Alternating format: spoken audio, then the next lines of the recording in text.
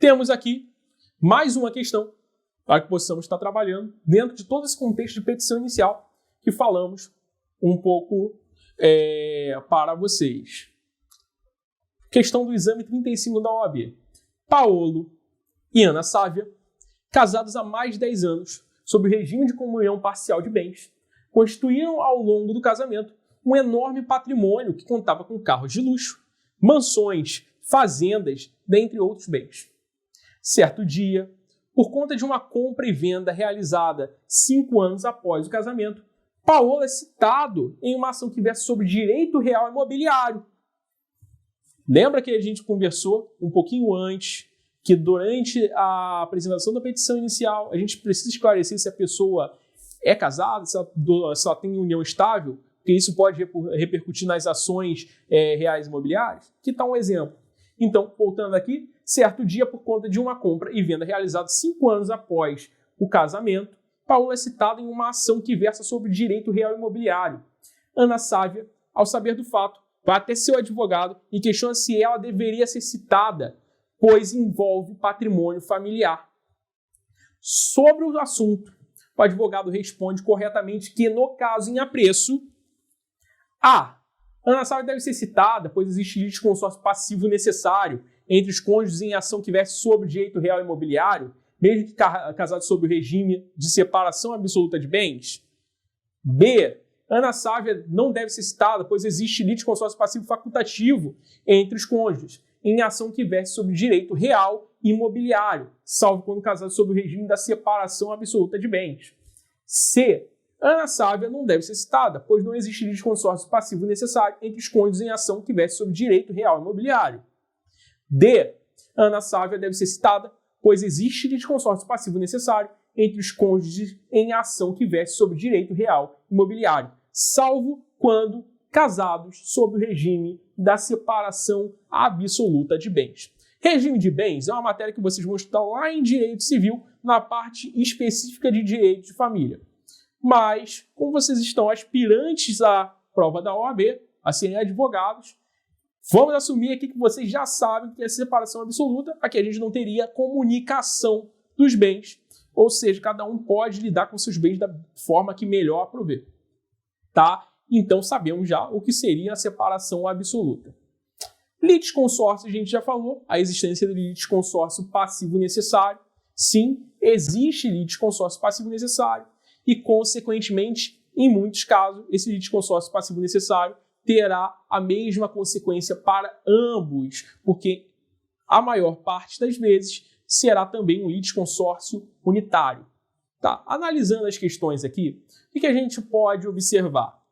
Ana Sávia deve ser citada se ela estava casada sob o regime da comunhão de bens, seja ela universal, seja ela parcial, ela tem que ser citada.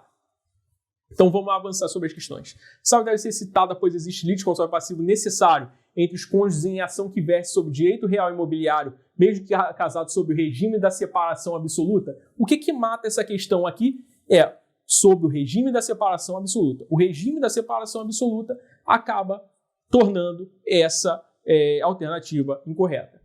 B. Ana Sávia não deve ser citada. Deve sim, se ela está casada sob o regime da comunhão, ela tem que ser citada porque trata-se de litígio relacionado a direito real imobiliário. C. Ana Sávia não deve ser citada, pois não existe litisconsórcio passivo necessário. Já falamos, assim, desde que seja sob direito real imobiliário. D. Ana Sávia deve ser citada, pois existe litisconsórcio passivo necessário entre os cônjuges em ação que verse sobre direito real imobiliário, salvo quando casado sob o regime da separação absoluta de bens. Alternativa D, simples, claro e objetivo. O que leva vocês a concluir aqui? Lá, quando a gente falou da petição inicial, lá na qualificação, ainda na qualificação, falamos sobre a necessidade de destacar a existência de união estável ou dizer o estado civil, porque isso implicaria diretamente quando houvesse ações relacionadas a direitos reais imobiliários. Está aqui. E aqui a gente fez a última ressalva com relação ao regime de bens, que é a matéria que vocês estão estudando lá em direito de civil, na parte de família. Então chegamos à alternativa correta, letra D, solucionamos o caso de forma clara. Continuando. Em razão da realização de obras públicas, isso é uma questão do exame 27.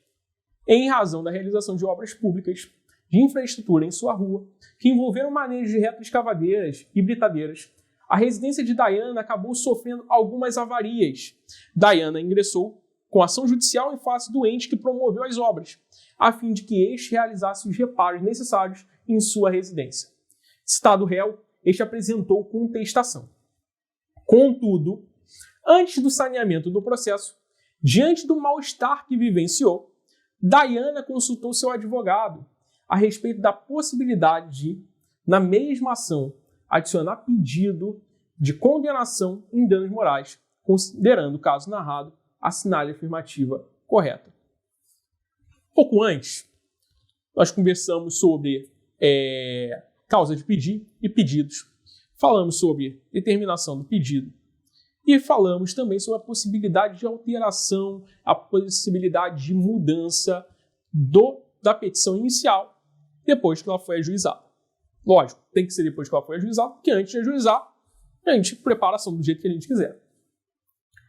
Mas, enfim, a situação aqui em concreto nos remete ao que está disposto no artigo 321 do Código de Processo Civil e também no artigo 329 do Código de Processo Civil, mostrando para a gente até quando nós podemos fazer as alterações do pedido. Então, vamos para a legislação, só para que a gente possa acompanhar e ver de forma mais clara como a lei fala sobre o referido tema. Temos aqui, inicialmente, artigo 321. Juiz, ao verificar que a petição inicial não preenche os requisitos dos artigos 319 e 320, ou que apresente defeitos e irregularidades capazes de dificultar o julgamento do mérito, determinará que o autor, no prazo de 15 dias, a emende ou a complete, indicando com precisão o que deve ser corrigido ou completado. Aqui a gente tem aquela primeira situação onde a gente falou, tem defeito na petição inicial, o juiz pode mandar que você emende a petição ou você faça as alterações que sejam necessárias para o regular andamento da causa. Mais à frente, continuando a possibilidade de alteração da petição inicial, o artigo 329 diz: o autor poderá, inciso 1, até a citação, aditar ou alterar o pedido ou a causa de pedir, independentemente de consentimento do réu. Inciso 2, até o saneamento do processo, aditar ou alterar o pedido e a causa de pedir com consentimento do réu, assegurado o contraditório mediante a possibilidade de manifestação deste no prazo de 15 dias, facultado o requerimento de prova suplementar. Então, temos aqui as duas hipóteses de alteração da petição inicial. Seja ela em razão de alguma irregularidade na sua formação, seja em razão da vontade da parte de fazer uma alteração nos seus pedidos, na sua causa de pedido. Certo? Então, aqui a gente tem a possibilidade de emenda 329. Voltando para a questão, a gente pode observar que antes do saneamento do processo,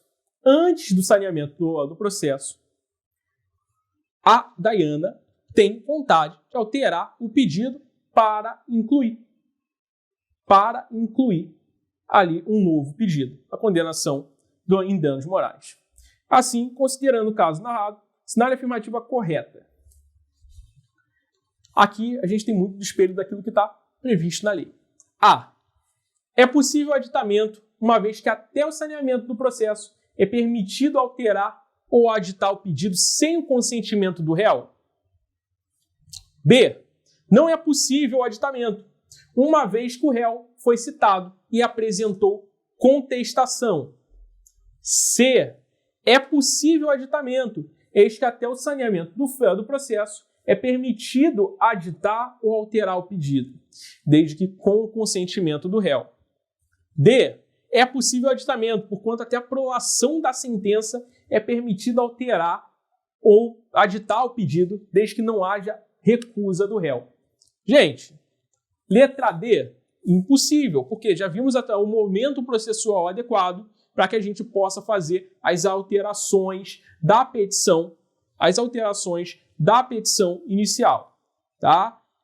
Temos dois momentos importantes aqui, citação e também saneamento do feito. Até o saneamento do feito, podemos fazer alteração, sob a condição de que o réu venha a consentir.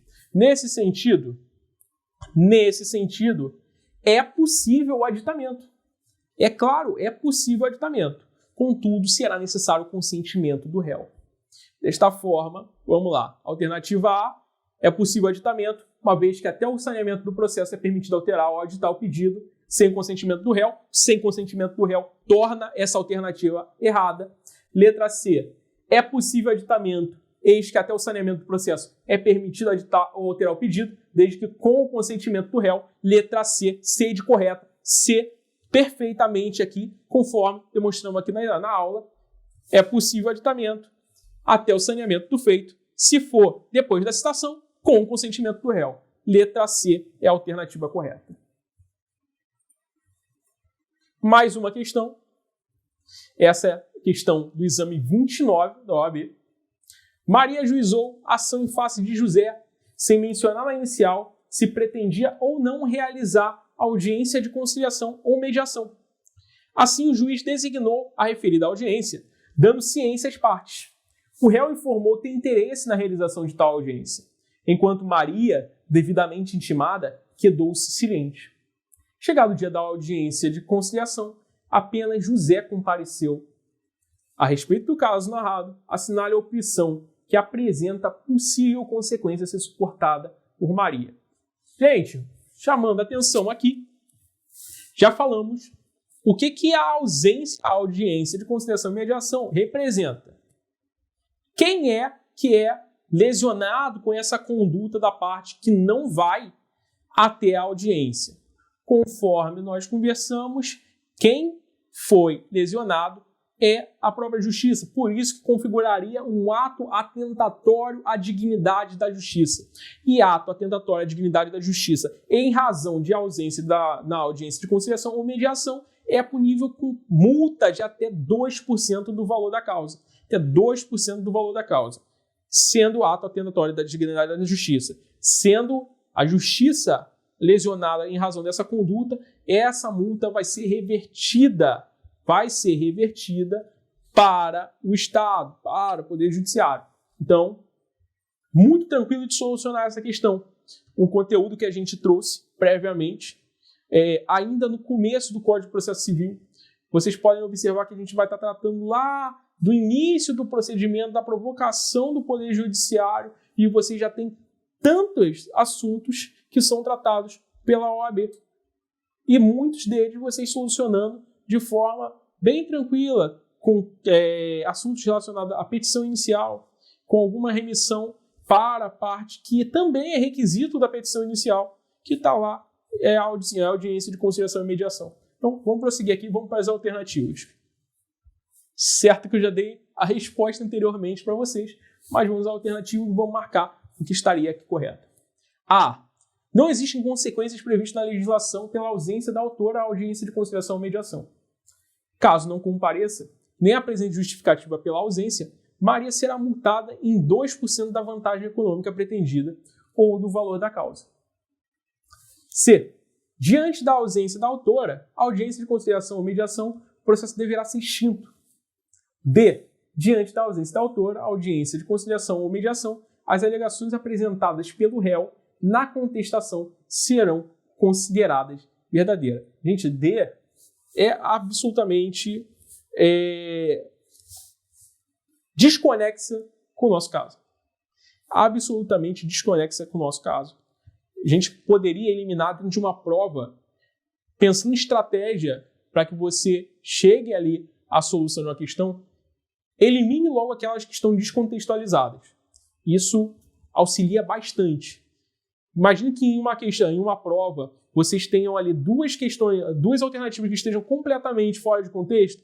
Cara, aumentou para 50% a chance de você acertar aquela questão, não há hipótese onde você esteja com dúvida de qual marcar. Então, presta bastante atenção nisso.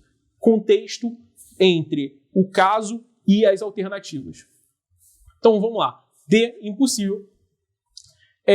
C, diante da ausência da autora, a audiência de conciliação ou mediação, o processo deverá ser extinto. Vou fazer um parênteses aqui. Isso aqui, que está descrito na letra C, é possível lá no juizado especial civil. No juizado especial civil, a autora faltou à audiência de conciliação, extinto estará o processo.